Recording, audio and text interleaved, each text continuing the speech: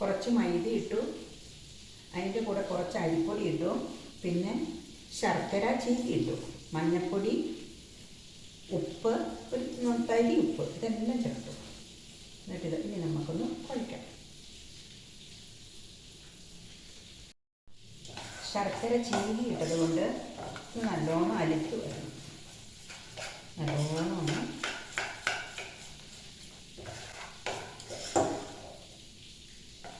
ഇനി നേന്ത്രപ്പഴം ചെറുതായിട്ട് ഇതിൽ മുറിച്ചിട്ട് പഴംപൊരി ഉണ്ടാക്കാം.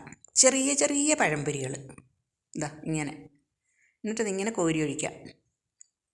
ഓരോന്നോരോന്ന് ചെറിയ കഷ്ണമായിട്ട് മുറിച്ചത് സ്പൂണിൽ ഇങ്ങനെ കോരി ഒഴിക്കാം.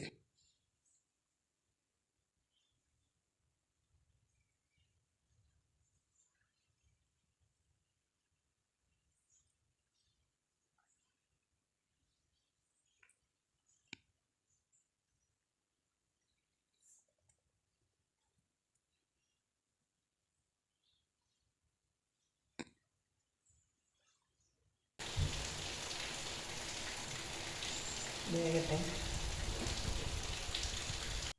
നമുക്ക് ചോറ് മാറ്റാം. നല്ലോണം ചുമന്നു.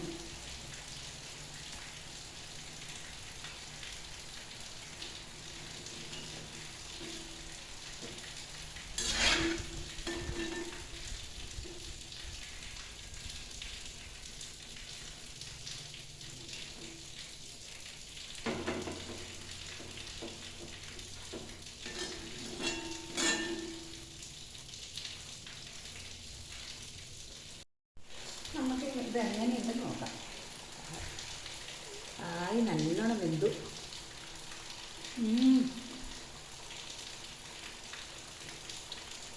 മധുരമുണ്ട്, സോഫ്റ്റാണ്, ഒരു ചെറിയ ക്രിസ്പി.